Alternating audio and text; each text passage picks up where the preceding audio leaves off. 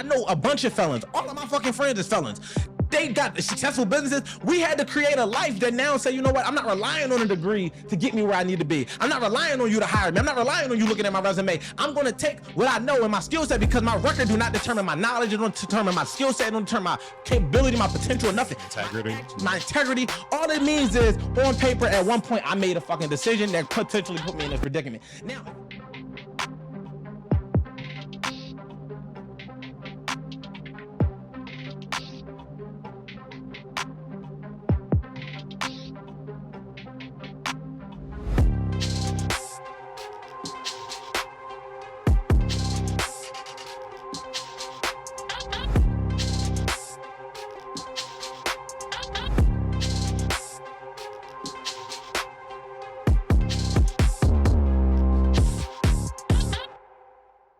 going on is the Wolf, and we are back with another episode of the Wolf Has Spoken podcast, America's fastest growing podcast.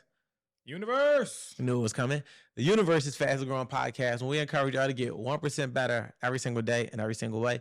And I'm extremely excited today, as always. For one, we're in another set, subset type time. You know what I mean? I actually like this set. It's different table setup, but you know, same operation. Still the Wolf Has Spoken. And ultimately, because I'm joined again by my guy, Mr. Right on Q Live. We not pressed for time on the flights or nothing today. So you could have said me first before the set. Yeah, you're right. I'm also excited, you know what I'm saying, to shout out to our sponsors. Always. Big shout out to Her Fantasy Box. Make sure y'all go shop with Her Fantasy Box. Ladies, we've been hearing about that Flippery Box being the, yes, sir. You know, like I think Yummy and Flippery Box might be the combination. Yeah, they carrying the company. Yeah, it might be. Let me take a look real quick. Let me see what else might be. You know, Body Magic. That's Fresh and Clean. I mean, you can't, if your pH a little, I mean, Fresh and Clean sound like something you need to start with. You know, you got to be honest with yourself. You know what I'm saying? And then we got Refresh, and we got, what's that? Renew Her. Yeah. Yeah, so I'm thinking if I had to take my top 3 real quick, I'm definitely saying Flippery Box. Yummy, absolutely. And then Fresh and Clean. We're gonna start with the Fresh and Clean. Throwing the Body Magic for honorary mention. Yeah. What you think it do? Whatever it does is magical. I'm just gonna believe whatever it does. It sounds like it do all of it. Body Magic sounds like a combination. Just take the Body Magic. But no, man, let's get into it, man. How you feeling, man? How was your day? My day was good. Week. Yeah. How was your week? Because it's been a minute. How was your week? Let's talk about your week. We talk about your day and everything. Yeah, my week was good. I got a nice little queen story. I think you appreciate from your honorary. I always like to stop calling her my honorary goddaughter. I feel like you trying to say I don't have a degree. Like she's my fucking. She's my goddaughter. You didn't really go to college. like I paid for it. I met her now. It's official. Oh, but yeah. So I took a long story short. You know, it's a few points in it. Long story short, I went to. I'm usually not the person to go to like the hood block parties. Like it's like I stay. I would imagine. Yeah, that ain't my bag. You know, whenever there's a random street blockage and shit just popping up, I stay inside or I go somewhere else. Like, y'all ain't my niggas. I don't know y'all for. This is on your block. On my block. Like I tried to park and I couldn't park. That's the whole thing. I'm sure they put up signs. I don't read that shit. Like whatever. Attending a block party on your block when you're not locked in with the neighbors is a little weird. Though. Like I'm not locked in with y'all. Like, it's just weird. Yeah. So but when I parked it, the first thing I saw was it was a big ass bouncy house. Yeah. Oh, you know what? Queen would love that. I'm gonna take her down. Why not? Type shit. I won't say it's weird, but it's probably new. It's uncomfortable. Yeah. So I took Queen there, and Queen, she's super mixy. She's not like me. She just with all the shits at all times. She a kid. She's 4. Yeah, but I can tell that's how she is. Like even she gonna be outside. Like she's gonna be outside as well. Don't project that on my goddaughter. We'll talk. That's her. So she went to the bouncy house, and she very soon, quickly, and immediately and urgently realized there's a difference between her and the other kids. Like, because she's like, Dad, they're not saying excuse me. I promise you, Queen, these niggas around here, they not have manners. It's not even, they don't mean no harm. They like, my bad. Like, it's not personal. And they going full tilt crazy, doing flips and handstands, and they all type of shit. Like, you can tell they ain't eating days. So this not organized chaos. This not Sky Zone. Hell no. Like, hell no. Like, and then the moms, they was in their bag and screaming at kids, and Queen, remember he's like, Nevaeh was talking about, this is the craziest set I've ever seen. That's how Queen was like, oh my daddy, I don't know, why is it? So now I had to sit her down, Queen. There's a difference. You know, you don't be around these type of environments all the time. Like, it's different. We pay for you to not experience this for the sake of day. I'm sorry you had to find out. This is what life could be like. This is what your life could have been like. So that was fun, and I had to be on the other side of that because I was with the moms, and they was chaotic. Yeah, exactly. To say the least. Yeah. So that was a funny experience. That was like, bulk of my week to have. At least you ain't have a kid hurt her. Then the mom's yelling at you, and then so that at least. And that was the thing. That's also a difference because anytime she said, "Daddy," or this and that, I was getting up to see what's going on. The mom's just like, Like, yo, you can just get the fuck up and like just walk over to him. You don't gotta like, is that you? Watch the baby head. It's like, all right, why the baby in there?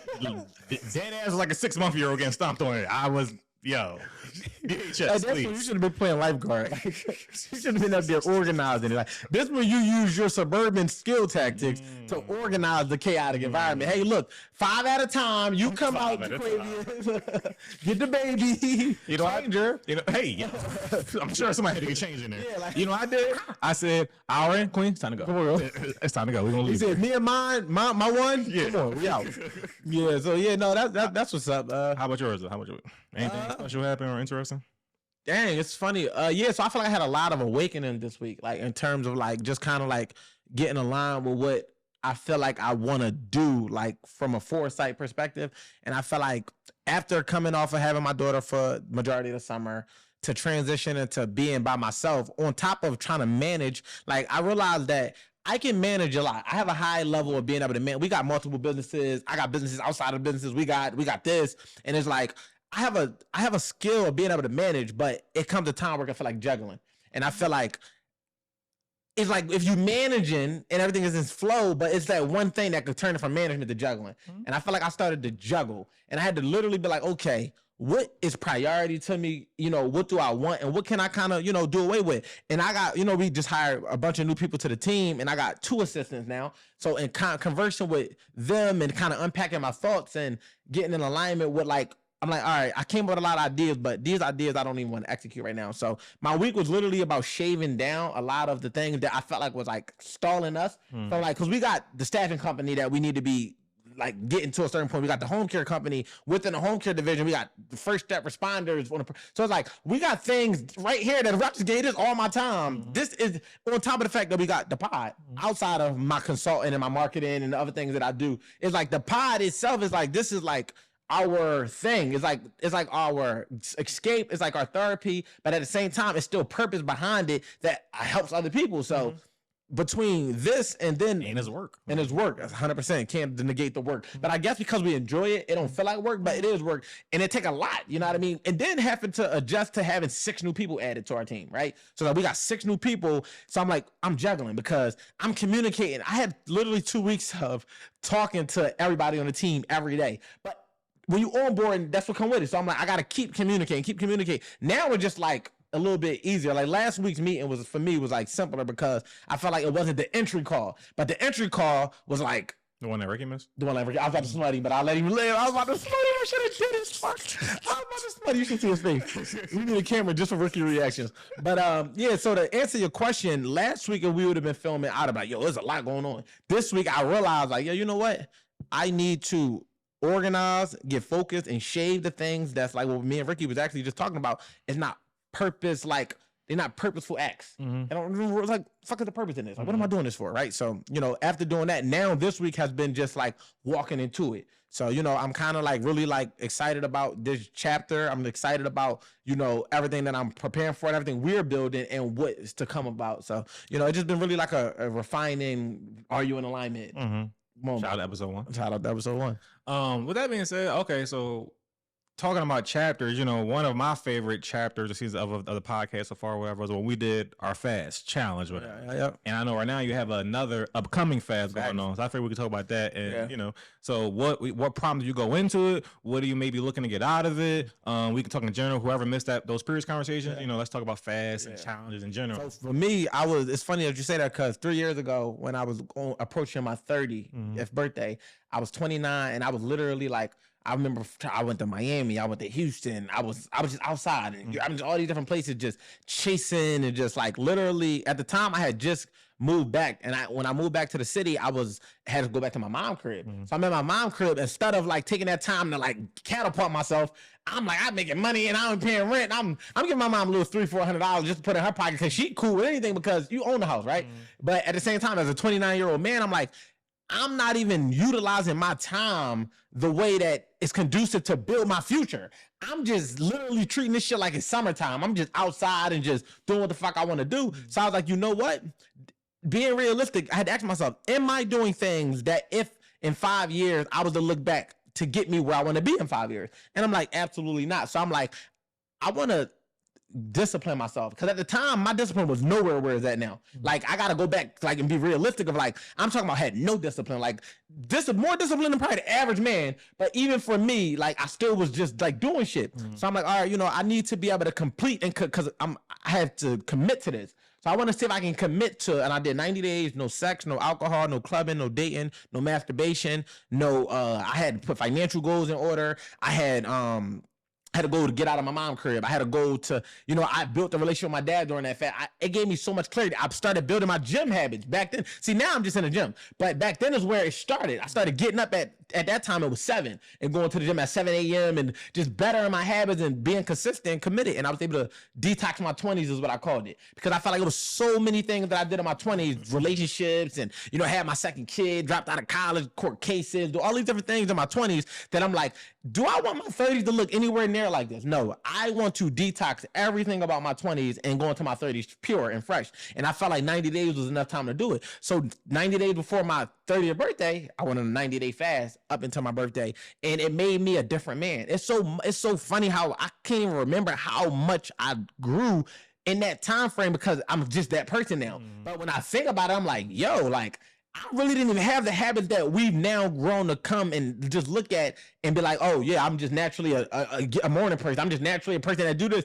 I didn't have that. So to kind of like pivot into why I'm doing it again is because in a different way, I felt like I reached a certain level, and now it's like the things that would have required me to give more effort can now come effortless. I have to be more disciplined. And I feel like that's the thing that people don't understand is like, it's one thing to not have sex when you don't have options. Another thing to not have sex when you do have options. Yeah, that's pretty easy. It's another thing. It's one thing to not spend money when you don't have the money. It's another thing to have the money and tell yourself, you know what? You know the decisions I've been putting off. Not spending the money because I have all the things that I worked for to get here. And it's like, you know what? Is it conducive, right? So in this new 2.0 90-day fast, I'm on the tip where it's like I'm definitely cutting out sex, because I realize I've been having purposeless sex. Like, I'm not gonna lie, like I'm not gonna sit here and act like, because I always was Mr. Intentional, date with intentions, but I feel like over the course of the last couple months per se, because I did just get out of a relationship less than a year ago, it started off me being emotionally unavailable, like, and women would never experience that because I would never even get to that point of emotion, right? It's like we kind of just like, but then I started realizing if it got to a point where it's like any type of confusion or any type of conflict, I'm like, I don't even feel like explaining myself. I don't even feel like talking about this. I just got out of a relationship. I don't got the time for this. And although because I'm a communicator, I was still at a conversation, I was realizing like I'm not really ready to. Really got it for you. So me kind of acknowledging within self that I don't got it for you, it led to me kind of like maneuvering in a way where it's like, all right, cool. You know, I'm a communicate because I'm a communicator, but at the same time, I'm okay with not having deep ass connections right now, right? And then I caught myself and I'm like, but is that fair to them? And it's like, I ain't saying as a man you got to be as considerate as I am. I'm just thinking about my own intentions and integrity and being like, you know what, even if she cool with us just fucking off, do I even want to fuck with a chick that's cool with just fucking off? So I'm like, is me giving you this time, energy, and effort conducive? I mean, yeah. I ain't say I ain't do it. I said I'm at this point, this is where the fast coming from. I did it for months. You know what I'm saying? So that was cool. Like I was cool with it. Yeah. But you know, reflecting, you asking me why, I'm like, okay, it's not even about that. It's about, can't say you want things and then your action not match the thing that you say you want. So for me, it's like, I'm not, me separating from taking 90 days away from sex is not like a thing where it's like, it's about dick discipline, as you always use the word. I don't use that term, but that's your term, right? As me being disciplined within, like, not just being lustful, because I'm already a disciplined man. It's more so just kind of like, if I don't take that time and invest it here, what can I get done? Secondly, I don't worry about how invested you become in me through our interactions, because I can do this and it progress. I can literally lock in here, focus on the thing I'm focused on, and it just be that. But I know that that's not conducive for a woman. So it's like, you know what? I don't even want that from you. We can still, for any chick that I'm like, if I'm in communication with her, like, we can still communicate whatever, because now I get to make a decision. Because I feel like what a lot of men don't understand is, if you take fucking a woman off the table, I guarantee you'll realize how much you don't even like half the women you give your time, energy, and effort to. And if you think about it from that perspective, like, I'm giving you an immense amount of time, not even a minute, I'm giving you a large amount of time because I want to fuck you. So if I don't even want to fuck you, I'll realize how much my time is valuable and how much I don't want to give it to you. And then it'll make me realize that I could be doing something else with my time. So just take that off the table. Like if you assess every woman, taking it off the table don't mean you never want to have sex. It just means that you stop going into it, pursuing them just to have sex. And you'll realize that, damn, if you get to know her, I don't even fucking like you. Right. And because I don't like you, I'm not even about to put my energy into fucking you because I don't fucking like you. Mm-hmm. So you can be okay. And now if I'm taking sex off the table as my number one priority, I can like you before I have sex with you. And now if we have sex, I'm okay with everything that comes with it because I like you. It's the super bonus. It's a super duper bonus at that point, right? So for me, you know, getting back, I'm going to be intentional about building these companies we got, accomplishing my goals. And like I said, I'm going to cut out sex. I already don't drink. So cutting out alcohol, not going to be, and I'm so much don't drink. And I'm like, I don't even know if I really need to say I'm cutting it out because it's like, I don't do it anyway. I don't smoke, so I don't need to cut that out. So I'm like, I want to focus on these financial goals that I set forth. What can I accomplish in 90 days? I want to focus on continuing my gym regimen. What can I accomplish in 90 days? I want to focus on my gym routine, per se. What can I accomplish in 90 days? I want to see what can happen if I take a step back from having sex or whatever the case may be, and who I would actually communicate with and who I would actually give my time to over the course of 90 days. But it's not even just about me. I want people to join me. I want people to be a part of this because I feel like if you're a man and you watching this, and I say this with the utmost respect, right? With love, as a homie, as a brother, as a friend, we don't even put people down. If you are a man and you don't have a 700 plus credit score, you don't have a stable income, I don't care what figure amount, if it's not stable, and you don't have a gym routine or a good relationship with your friends, family, kids, I want you to join me on this fast because that's what I want to do. My first time going through the fast was to make me a certain way. This time I feel like I'm going to do this. I want to bring people along with me. And it's like now I feel if I could change 100 men's lives, I'm happy, bro. It don't got to be 1 million. It don't got to be 100,000. If I can get 100 men, because at the end of it, you're going to have so much clarity. We're going to be able to help you get your finances in order because you know what my tagline, I'm following faith, fitness, and finances. If I can help you get better in those 3 areas and it make you a better man, ultimately for your children, for your woman, for your wife, for your mom, for your family, for your friends, for you, 100%. I was going there for you. Then ultimately, that's what I want to do. So to land it, ultimately, you ask me what this fast is about. It's not even because I'm not even pressed. Me just telling myself I'm on a fast, I already started cutting shit off. Like, all right, I'm not talking to you. I'm not doing this, not doing that, because it's not worth my time. It's easy for me. But can I commit to 90 days of helping other people? So this fast for me is about leading by example, because I don't want to get over here and talk to y'all about some shit that I'm not going to show y'all.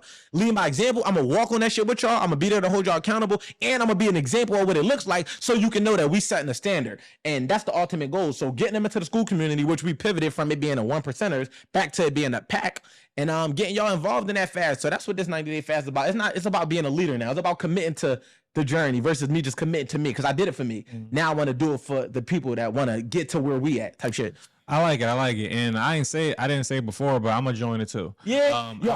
I'm gonna cut out junk food, and I'm gonna cut out can't cut out sex. You married. Fried food. I think those be the 2 things I probably, indulge in, whatever. There ain't really nothing else that's like crazy. I won't drink. All right, I won't drink as well. Like not just the 23rd birthday. Drinking really not deep to me for so I cut that out. Says alcoholic. That's the first sign of AAA. Alleged. That's what the first A mean. Alleged alcoholic ass. No, so I'll cut those 3 things out. I was gonna ask you. So are you gonna join us in the gym part of it? What would be I go to the gym? Just go to, how many days you go? 2 to 3 on my schedule. So we up into the 4, and then that's a part of the fast. I'm telling you. This is the thing. And out of those anything fitness or the gym? I go to track. Yeah. Because I don't understand your commute. So anything fitness. But the other thing is 2 out of those days got to be a 5 a.m. joint, and I'm a lead it. Like whether it be virtual, I'll figure it out. But I can't do that. All right, if you can't make it, but you should try though. You should try. Just think. Just don't make it a mistake. Just process. Yeah, don't make it. But I was telling Ricky, me and Ricky was talking about that on the way here. Like, when I'm available, that's why I was up today. I'm with the shits if I'm available. No, I understand it's more of a lifestyle. That's why I said think about it. See if you can make it happen. Because remember, I said only 2 of the days. So it might be 2 out of them days where you're like, you know what? My wife ain't going doing this. I could do this. I could do that. I might could do it. And we only doing 45-minute sessions. So it's not about to be no 2 long hours of fucking gym shit. Like, I don't even have to do all that. But yeah, so even if for the viewers that's tapped in, I know the ladies probably, well, what about us? I don't got it for y'all. Not because, honestly, no, for real, I don't want to. Emotionally unavailable. No, that's nutty. So when that's how I don't got it for y'all, it's like maybe in certain aspects, but it's like I'm gonna keep it real with y'all. It take 1 woman to distract 100 men. And I don't even want y'all in the food. I need the men to be focused on becoming better men for self and being held accountable by other men that's looking to be in that journey and develop. That's not going to be thinking about what you think about what we might say or what they got to reveal about themselves in order to be able to get to the men we trying to make them. So ladies, I don't got this one for y'all. Find another lady community. This is for the fellas that want to get better. And like I said, it's solely for the sole purpose of it literally take one woman to distract 100 men. And I don't want the 100 men that's going to be a part of this fast being distracted by what you think or what you're doing, or I don't want you even in that environment, respectfully. Like, I need this to be an environment that's going to make men come out men, like better men. You know what I mean? Like from a boy to a man, or from an irresponsible man to a responsible man, from an undisciplined man to a disciplined man, from a lustful man to a disciplined man, sexually, whatever the case may be, down to a man that's ready to lead. And, you know, it starts with them being able to understand themselves from a standpoint of you got to be, you know, able to follow before you're able to effectively lead. And that's what we ultimately trying to do. So don't got to feel ladies. So one woman distract 100 men. That's like the one gorilla versus 100 men. Yeah. one woman versus like, and I'm telling you, like, when it comes from an attention standpoint, that's all it takes. And it ain't always from a physical attraction thing. It literally could just be your opinion of a man. Like, you know what I'm saying? Like, just think about it. Like, I'm telling you, bro, like, men can cooperate men operate off hierarchy naturally. That nigga stronger than me, that nigga faster than me, that motherfucker can play basketball better than me, this motherfucker play football better than me. You just know. It's no competition. That motherfucker got the skill set. I'm the best at this though. And I'm cool with that because if we in that arena, I got you. But when you put a woman there, now nigga trying to show everybody to show. No, I'm not a show. And it's like, oh, they're like, well, no, that's not our fault. It's not your fault. That's just human nature. That's just a male's nature. A man not thinking about, he wants to be the strongest, the fastest, but he's also okay with not being the strongest, fastest, because he know, like, you know that you're not better than LeBron in basketball. You would never come, but not you can't be LeBron. Regardless, your wife there. My wife there. I don't know, bro. It's like I'm giving my mom watching, nigga. I'm turning this shit to my daughter watching. Like, I might got something for you. So it's like, I think that if we understand that from that perspective, logically, you would understand, like, all it takes is the presence of one woman to distract a man and get his ego going. Is it the same inverse? No, I wouldn't say that. That it depends on, because I think a woman would probably be more uncomfortable in the opposite. Oh, give me the 100 women, 1 man. I'm saying. Oh, what are you saying? You saying one man distract 100 women as well? We had to start talking about church. I'm just saying, no. But all in all, though, I don't know. That's a good question. Can one man distract 100 women? I don't think so. Okay. I don't think so. I think that he would have to be it would have to be a man that all 100 other women want. Like, you follow what I'm saying? Because they don't operate from the ego and pursuing. It had to be from that would have to come from a perspective of triggering a woman's ego, which is not natural. You know, they're not just gonna be like, oh, one man, let's all try to get his attention, unless they all want him. Right. Now, I'll tell you what trickle effect could be. One of them want him, and all 99 can then want him. Like, that can 100%. But if none of them want him, then he just a random guy. That's here. For a man, nobody has to be attracted to this woman. She just there, and it's like, no, a woman in the building. Like, I'm not even about to let her go to her girlfriends with this information. So, gotcha. You know what I mean? I had to process that, but I think so. Switching gears a little bit, well, you know, slightly the same thing about the whole fitness thing. Also, I figured we could talk about, you know, once again, I proved you wrong. Because you smut on my name saying I was terrible at basketball. And, you know, at least, he could at least, he's not terrible. No, he's not terrible. I like, if we get a 5, like a network 5, like even if we got to put one of the girls on the team to be our 5th at the current moment, I like us to win a game or two. I would like us to win some games because we can run a triangle offense between me, you, and Ricky. Ricky is a stretch big anyway, pause, but he's a stretch 4. Crazy. Like, yeah, that was crazy. But you is like you're like a power forward as well, essentially, but like the old school power forward, like a pick and roll to the basket, where the Ricky want to pick and pop out. So, and I'm Rondo, facilitator, you know, so it's like, I like our chances. If we get it, and Kay play ball. So she used to, I don't know if she still got it, but if she can hit on the big wing, with Adrian, I like it. us. I'm starting Kay with Brian for sure. So I like our team. I like it. So yeah. So Q is not. I'm happy I didn't embarrass you. No, absolutely not. I wasn't worried about you, Ricky. I was worried about you. I'm like, when they like them two with you, I'm like, no, because y'all know, folks. Every time these niggas talk about basketball, this nigga like, yeah. So Ricky, I was saying, so you gonna bring sneaks tomorrow? And I'll be like, I'm literally right here. Oh, but I'm sitting right next to you. Let's be fair though. The boy also told me he got knee problems. I didn't say I had. That's a fact. That's a all fact. this shit. So I'm like, first of all, he looked like a middle-aged basketball. He looked like a middle-aged white man. You know what I'm saying? So for me, I'm like, his athletic build don't fit the dynamic of skill set that I'm thinking is going to translate well on the basketball court. I didn't know until he poked me in my eye. It took from to poke me in my eye intentionally for me to see he had talent. I'm from the 80s. Yeah, that nigga, he said by any means necessary, you're not scoring this basketball. And if it wasn't him, it probably went a little different today. I looked up, I'm like, hey, yo, but yeah, I was impressed. I to say the least, you made fast break layups, you played. I was more impressed about your IQ.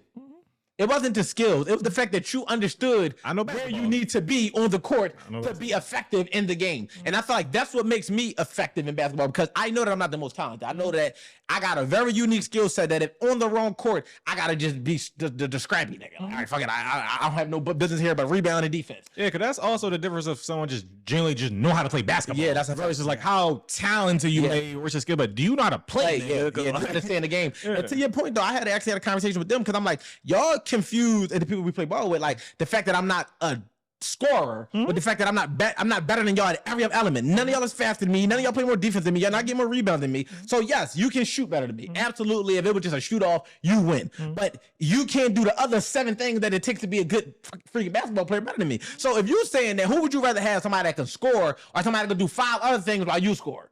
I'm getting picked up every time because I'm gonna do all the stuff. I'm guarding the best player and I'm strapping. I'm getting rebounds. I'm setting screens. I'm doing all of the smart shit. Scrappy, diving on the floor. I'm with all of that, and I'm still gonna give you 6 points. You feel me? You still gonna get 6, and if I'm on, you getting 10. Yeah, by ones, people. Yeah, by ones. By one, no. If it's by one, I'm getting 3 buckets.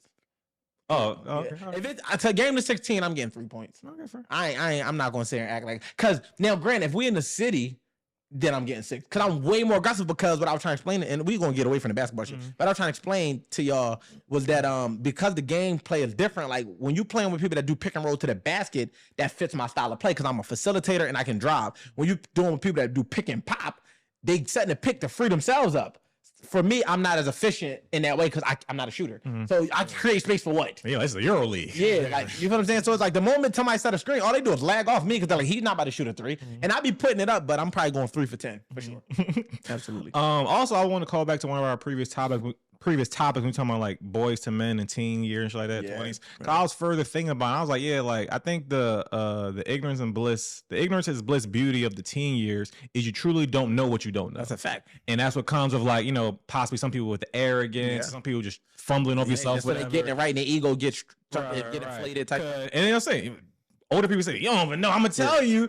Like, you truly don't even know. Like, you can't even fathom it. Your brain can't even process that layer of thought. Right. Yeah. And in your 20s, like, you know what you don't know, and you're trying to catch up. Oh shit! Now I see what they was talking about, whatever. And back to our overarching point is the 30s is like, I know what I don't know. I troubleshoot it. Yeah. Now it's time to lock in on solutions. Yo, real quick to your point. We talked about that, and I seen a bunch of men saying, because I said in your 20s you got an opportunity to make your mistakes, right? It's like it's not as taxing as it is in your 30s and 40s to catch a case or to have baby mama. No, you should never make a mistake. You should never tell them to have a baby mama. Bro, what are we talking about? I'm saying that if that decision is done already, it's better for it to be done in your 20s than you to be 36 years old and not conscious enough about your decisions and the ramifications that come behind it because you lacking foresight. And sometimes all the time, them decisions you make, if you use them as lessons, create the person that you need to be, and you don't get that level of experience without those experiences, right? Because the thing is, knowledge is just knowing. Wisdom comes from an experience. I wouldn't know what it's like to be a dad without having kids. Had my first daughter when I was 16 years old. Would I change it? No. Was I in survival mode as a parent? Absolutely. Did it offset a lot of the decisions that I could make as a kid? Absolutely. Did I put young women in predicaments based on my decisions, even though it was mutual because they decided to keep it, in predicaments that might have put them in struggle mode? Absolutely. But we can't say we like who we are if we hate the things that we had to go through to become who we are. And the fact that it matters, I wouldn't be who I am today without the decision I made. I caught multiple cases. If I didn't catch those cases, I wouldn't understand how to not catch a case. Like, you know what I'm saying? Do it mean that some people can't learn from? Yes, it's just people out here that be like, you know what? Because I had homies that caught bigger cases, and I'm like, yeah, learn my lesson. Don't want that. But the fact of the matter is, everybody's life not gonna look like that. So it's not like telling the kid, oh, don't make no mistakes. That's not realistic. That's why, as a mentor, you should be navigating them through real life paths. Like, all right, I see your trajectory. This is how I'm going to try to help you steer away from that, because this is the possible pitfalls you might find yourself in. And if you do fall into these pitfalls, I'm going to give you grace, and I'm going to give you understanding and patience to grow beyond it, because I went through it. Everybody's not going to be able to take your experiences and utilize it. Like, that's like books. Books only work if you apply the things that you learn. You can read 1,000 books on how to drive a fucking car, but until you get on the road, you're not going to understand what somebody mean when they say drive for others. You're not going to understand what somebody mean when they say don't do this, don't drink and drive. None of those concepts make sense to you because you have the knowledge, but you don't have the experience. So I would never tell somebody to hate themselves for their experiences, and I'm not going to tell somebody to avoid certain experiences if on the other end of it comes behind wisdom. That don't mean intentionally put yourself into these predicaments. It means know that, damn, I got her pregnant. I'd rather have did this at 19 and learn this shit than do this shit at 39, and I'm dealing with a chick that I'm not compatible with. So when I say your 20s is your time to make those decisions, it don't mean intentionally make those decisions. It means that if you have already done that, now is the time to kind of course correct, straighten it out, so in your 30s you never have to do it again. For the men that fucked up and you feel like a kid shouldn't fuck up, nigga, who would you be if you didn't fuck up? So stop thinking that your kids or any of your nephews or anybody is supposed to live a life and not go through development, because development comes through having we don't learn from getting it right.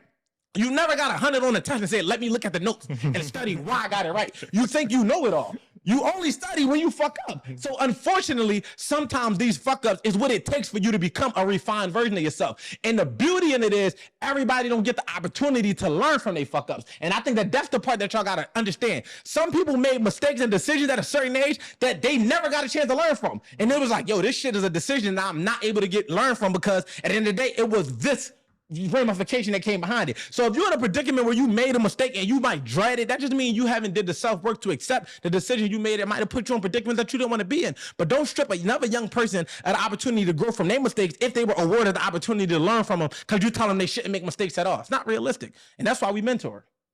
All right, 3 things. 1, you got really fired up for that one. You got your bag. Okay, cool. Yeah, we're on the run for that one. Did I really?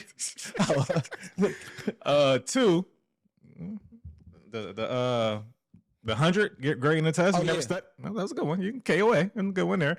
And third one, to put a pin on it, is like it's very simple. Like, you know, you would rather get a turnover in the first quarter than the fourth quarter. You know, with the game on the line. Yeah, so I would rather you turn the ball over in the first quarter. That was good. I'd rather you turn the ball over in the first quarter than when the game is on the line. Yeah, so for people to think that's when you said it first time, I don't see how people even kind of misconstrue that, because it's like, yeah, if you happen to go through certain things in your teens and 20s, learn from it, develop from it. Motherfucker. Yeah. Come out of the half with a better strategy. Yeah. Like, your 30s is after we went to the locker room, we realized I fucked up. This is where the defense is showing You this. still win the game. Yeah, we got a whole nother half to figure this shit out. But what's happening is y'all making these young boys think that they fucked their whole life up in their 20s and they throwing their life away because of that dumbass advice. No, you can change your entire fucking life if you literally assess. All right, cool.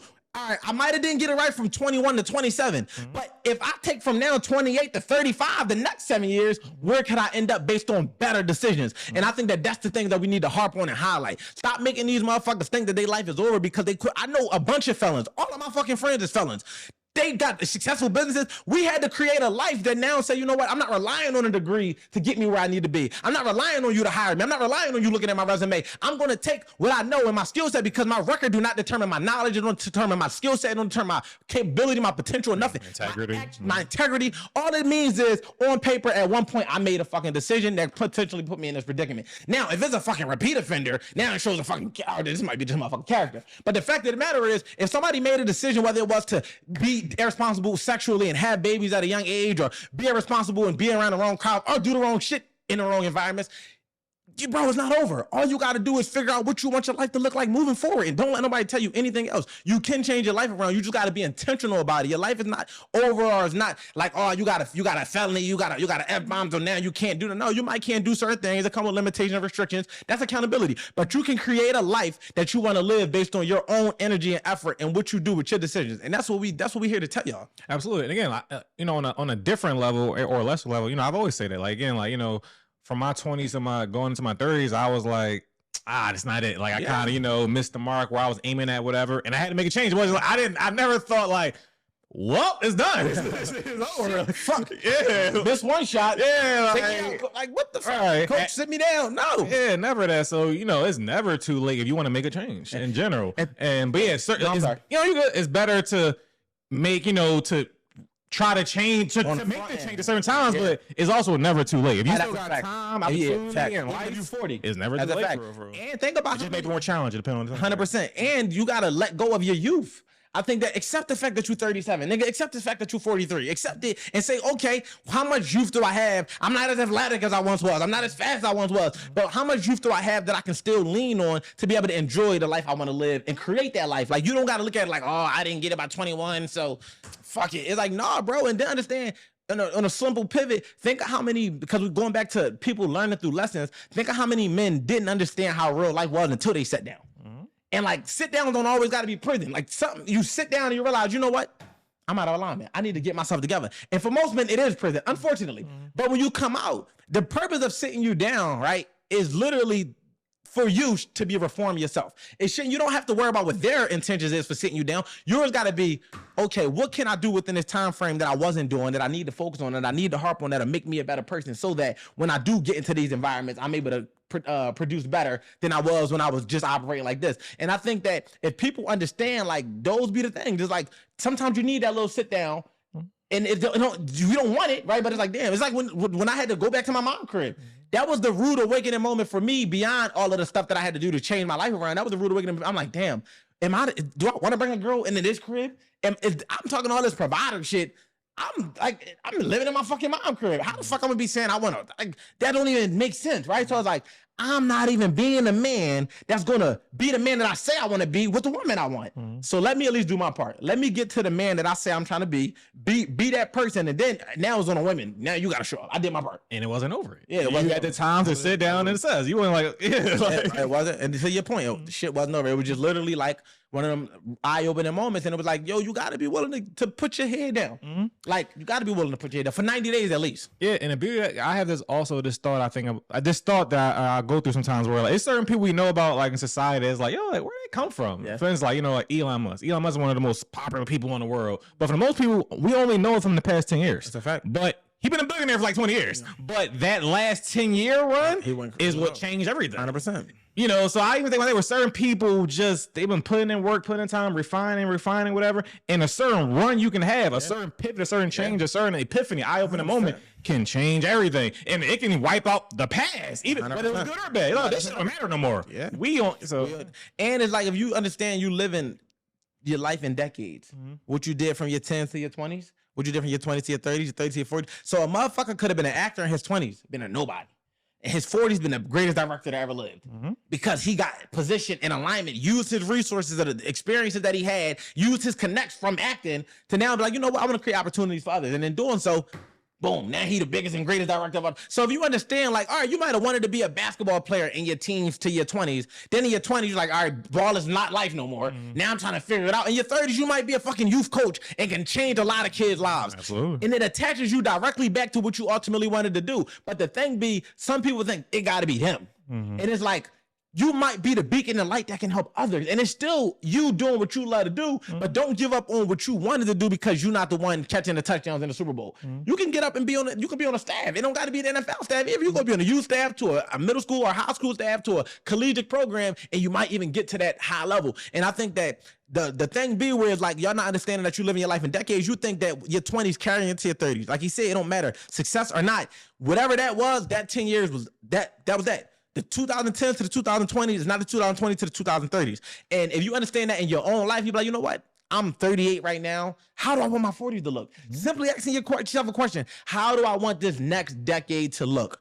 That will shape the woman you choose. That will shape the friends you connect with. That will shape the events you go to. That's going to shape the time and energy and effort you put into work and social life balance. Why? Because you now have a goal. And without a goal, you just doing anything. But if you're like, you know what? I know I want to be a basketball coach. Who do I know that's in basketball? Who got kids that potentially could be a basketball player? Who got a gym that I can have access to? Who got, you know what I'm saying? Who can help me train? Who can be a part of that? People too, but you overlooking it because you wasn't thinking about it. You thinking about who you can go drink and smoke with, what chicks you can run down on. You know what I'm saying? So it's like, nah, bro, like you can tighten up and you can get that shit together. And in doing so, it's gonna be a trickle effect. Another thing I'm gonna say in a pivot, man. It's another thing that just frustrates me. And when I say take me here real quick. Then take me there. When this shit frustrates me because as men, right? And when I talk to y'all, I talk to y'all as a brother. I'm not a nigga that feel like I'm holier than thou. Nigga, y'all don't know me. Y'all don't know what I had to go through to become this person that I am, right? And when I talk to y'all, I want y'all to understand as a person that was there and that got here. Now, pivoting to from a leadership perspective, I feel like men have lost patience with being leaders. It's like y'all be thinking a woman should just know. Bro, she don't just know. You don't just know how to speak Spanish because you wasn't taught how to speak Spanish. You don't just know how to drive without being taught how to drive. You don't know how to, everybody's shit is not innately. They think common sense. No, they don't know. So a woman is going off of the information. I'm going here now. A woman is going off the information that was presented to her based on her experiences, right? So if a woman has only ever seen fake Rolexes, she's going to try to pick the best fake Rolex. All that takes for you to put one real Rolex in front of her and say, yo, hun, check this out. Feel the weight of this. Take that to get looked at. This is what a real situation looks like. For them to never revert back to the fake shit ever again because they now have real evidence to support them saying, oh shit, I didn't even know that I was doing that wrong this whole time because it looked right, because everything looked the same. So when y'all thinking they should just know that they dealing with a BS nigga. No, if they're running into BS situation after BS situation, they're not collecting data like us. They're emotional, we're analytical. It don't mean they can't be analytical when they're not emotional. But if they're emotional, they're not thinking from an analytical standpoint. We don't love with our heart first. We love with our mind first. I have to love you mentally before. My heart, I can love you all day and tomorrow, but that don't mean I'm going to be locked in with you mentally. So you have to pass certain tests and go through certain, different situations for me to be able to say, okay, I'm locked in with you. As a man, you know that about yourself. They're not like us. So with them not being like us, you can't approach it. And when I say y'all lost patience with being leaders, y'all don't want to teach them. Y'all expecting them to come equipped with a program that's only designed for you. And then y'all wondering why they keep throwing off the program. No, you have to put them through training. If a woman was to just start a job and she was working at this fucking corporation at Apple and then they took her to Google, yeah, she's still working in the tech space, but the operation is going to be different. So you got to know that I don't know what Apple taught her. I don't know. But now that you're over here with us over at Google, you know what I'm saying? This is how we operate, and we got to shave a lot of that. And if they're not getting with the program, then you put them back where they belong. But don't think that you're going to walk into it, you're going to meet a woman and she's going to know how you want things to go. Teach her. And if she's lacking patience, oh well. If she don't understand, that's where as leaders, we got to be patient. And like I said, this is how we create the lifestyle that's worth living, because if we was building a business, we know that we got to build the business from scratch. We got to build the systems. We got to put the operation in place, and we're going to hire and fire accordingly to the people that can get us where we want. Your family is more important than that. Because this is your family. This is the other half of you. If this woman if you fucking go to the auction and buy a fucking lemon, you bought a lemon, you're not going nowhere. So if you go into the dating pool and pick up a fucking lemon, this woman is a lemon. She ain't taking you nowhere. No matter how she look, if her is not aligned with her transmission, her engine, which is her mindset and her heart is in the right place, you're not going nowhere. You follow what I'm saying? You can easily work on the cosmetics. You can easily work on certain things about a car. But if it's a lemon by way of what's going on under the hood, you're never going nowhere. So you got to use your discernment as a leader, as a man, to say, you know what? I know me enough to know that this woman don't work for me. I'm going to let her go with somebody else. This woman do. I have to be patient in developing her. And I'm not trying to tell y'all niggas how to be men. I'm not trying to tell them to do. I'm just putting it in perspective because I feel like you have lost patience with it. Y'all like, oh no, don't throw them back in the pool. They don't know. They don't want to do this. They don't want to do that, bro. Just like kids, they have to be developed respectfully. That's just what it is. Be a leader, have patience, give grace, and then work for the woman you want. And if she turn and be something other than, put her back in the pool, and it's early, bro, you got to do it again. That's what it means. We men got to keep doing it until we get it right. And they have their first steps, and then they do, yeah, it's like they wrong. Develop. Like, fuck. All right, developmental stages. Fuck it. Shoot again. To the point about teaching them, something you had said in the past, I thought was interesting. We said women should play dumb more. Oh, absolutely. Yeah, so absolutely. Absolutely. Yeah, you're too smart for your own good. Niggas, we know better.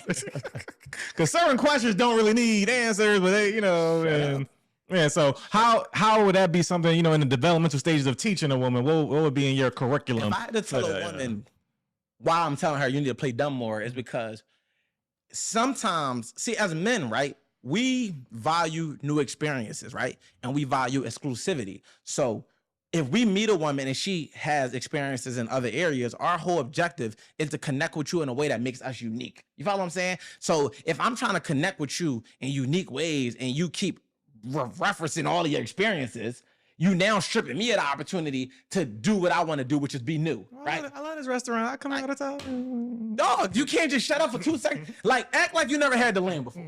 Let him, because we teachers, we educators, we leaders. So I want to feel like I'm putting you on.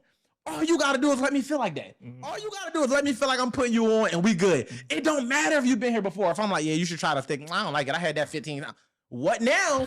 Analytically, 15 times. How many of these was friend dates? How many of these was birthday dinners? How many of these was dates? How many men have you been with? Now you done turned on this one place. So there's one place. So now how many other places? So it's like when I say play dumb, I'm saying like it's okay to allow a man to feel like he's introducing you to something. I'm not saying play dumb where he's leading you off into the fucking deep end. I'm saying if it's like I seen something that simply said saying you right is better than saying I know already. Like, cause it's the same concept. Yeah, you're right.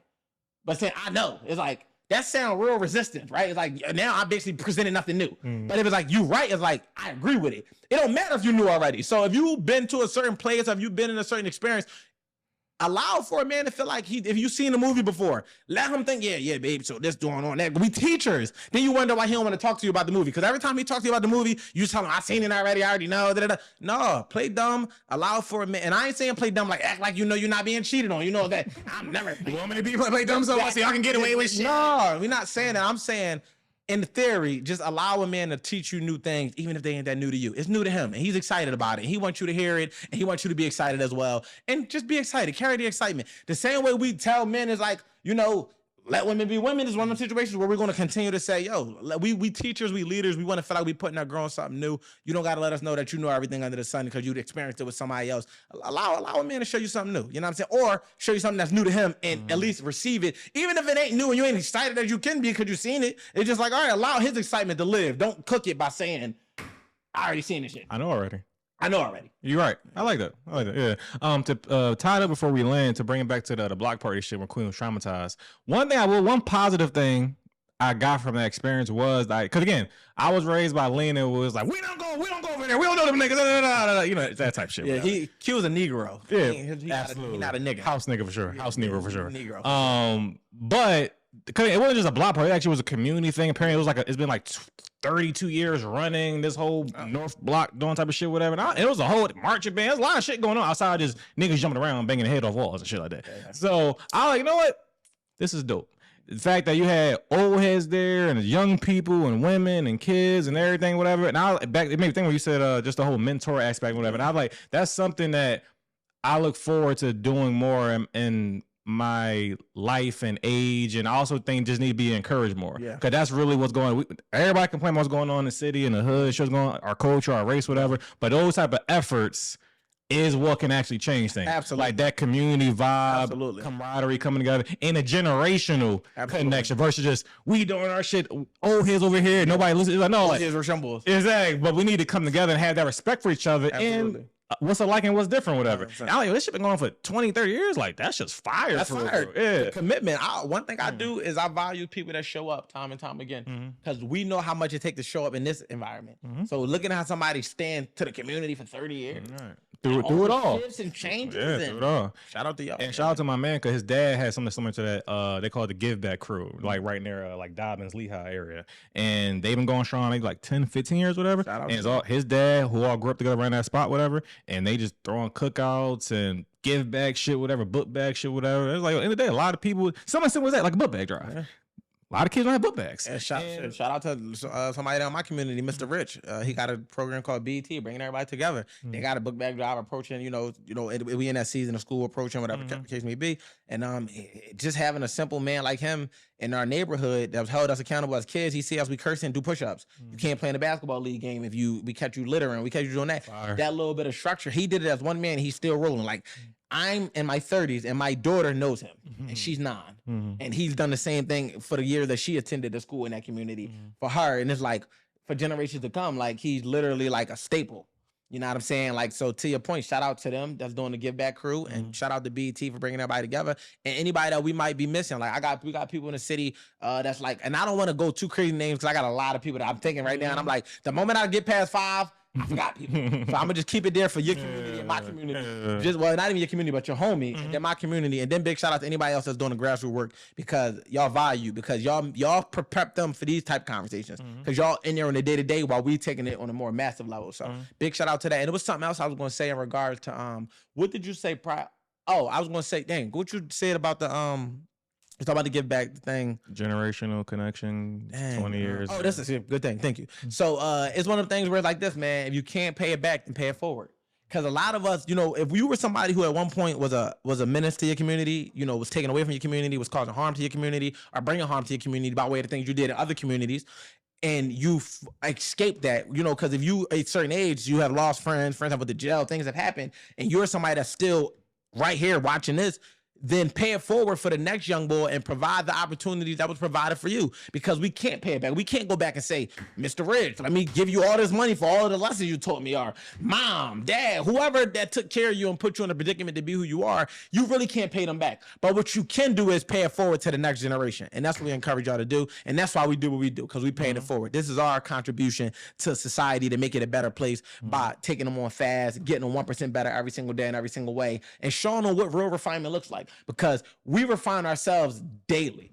You know what I'm saying? And it's like people, it'd be insulting to me when people try to act like we were just always this way. Yeah, because bro, you don't even know the half of this shit, bro. Like you don't know, bro. You don't know. And because you don't know, we're going to give you the grace and offer you the opportunity to do it for yourself, so you can see how much refinement it takes and what you could become and how you could literally do a 180. Because some people say 360, but a 360 is a full circle back to what you was fucking already was. A 180 is a full shift. So you do a full transition by simply doing a 180, and we're here to open up that door for you to do so. Lock in with us. Yeah, and to bring it back to, you know, if you're a new listener, new watcher, or, you know, you've been, you know, up and down with it from the very beginning of the show, our mission was, we don't want to have like some low vibrational content. Absolutely. We want to be like beacons of just like thoroughness, elevation, enlightenment, information, levity as well. All that. So that was from the intention from day one. And we just walking in it. Yeah. So all that, whatever your source or method of giving back or paying it forward is, absolutely, you know, we need more of that for just sure. Don't be taken. That's all. Just give. You know, we'll talk about that, you know, as the next episode progresses. But you already know, man, we good there? Yeah, we can land it there. Yeah, I like that. Yeah, I like tie it back full circle. Yeah, full circle moments. You know what I'm saying? That's going to end up being the title. But I know Q, like the back of my hand. But refinement. Refinement. Like maybe not no more. Maybe not no more. I don't know. Full circle moments. Okay, cool. We'll figure it out. I wrote it down. It's over. I wrote it down. That's the title. No changing it. But big shout out to our sponsors, man. Make sure y'all go shop with Her Fantasy Box, man. Hey. And just so y'all know, always, man, please don't be a gatekeeper of these conversations. We don't want these conversations to stop here. We want them to start here. Take them to your job. Take them to your friends. Take them to your family members. Take them to your spouse. Take them to your kids. Take them to yourself. Because these conversations are the conversations that can literally take you from trajecting this way to trajecting that way. And sometimes all it takes is a moderate adjustment to see massive results. Absolutely. Simply saying a basketball being shot 3 inches to the left could be the difference between winning the championship and losing it. A football being thrown 6 inches too far out could be the difference between making it to the Super Bowl or not making it. Or a football being 4 or 5 inches short of the goal line could be the difference between a touchdown and turnover on downs. So that's literally your life. Just minor. This is why we say get 1% better every single day, every single way, because minor adjustments to the things that you may be doing can literally create massive results and massive improvement. So with that being said, man, we encourage y'all to get 1% better every single day and every single way. If you're interested in joining the fast, join our school community. That's the only stipulation. There's no cost. We're not charging you. All you got to do is be a member of our school community, in which we're going to be doing bi-weekly Zooms. We're going to be doing prompts, and y'all going to be literally connecting with us through this entire 90 days. We're going to be in these lives. On these lives, and you know, but that's more of a public thing. I'm talking about for the coming to the private community. Join us. Join the Wolf University, the pack, you know, presented by the Wolf Network. And as always, man, y'all know where y'all can find me, Wolf WSC, on all platforms. Y'all know where you can find the network page, wolfnetwork.wsc on IG. You can find the Wolf Has Spoken podcast on the Wolf Network YouTube, and the Wolf Has Spoken podcast on all audio downloads. Where can they find you at? Ryan Q Live is on the right side on QUE Live. But real quick, I forgot. I'm going to give a shout out to this boy that I seen in the gym. So I'm but to go to the sauna, right? And this nigga no, not in the city. This nigga was like, yo, and I'm thinking he know me or something, because you know you recognize somebody, like I see him somewhere before or whatever. He was like, my man, what's up? I'm like, yo, what's up? He like, yo, I was just telling my wife, I fuck with y'all. He was giving it up. Like, I fuck with y'all podcast. Y'all send to my wife all the time, man. Shout out to y'all, bro. You and boy, y'all be fucking cooking this and that. And he was just so excited. Yo, I go to the gym with this guy. He really cool as shit. So I when the comment, I seen him last time. He gave the love last time. So shout out to him. Shout out to all y'all, whoever tunes in. We appreciate it. Those moments are priceless. Appreciate it every time. But yeah, Ryan Q Live is on the right side on QE Live. And don't book Ricky B Philly, but y'all can follow him. Just He on the fast too. A booking fast. He's fasting from booking. No booking. Y'all don't understand. We'll talk about another time about that shit. We still processing. But ultimately, man, y'all already know, man. Please, we encourage y'all to get 1% better in every single day in every single way. And yeah, stay locked in. Until next time, always, man. You already know the wolf has spoken. Let's get it. Yes, sir.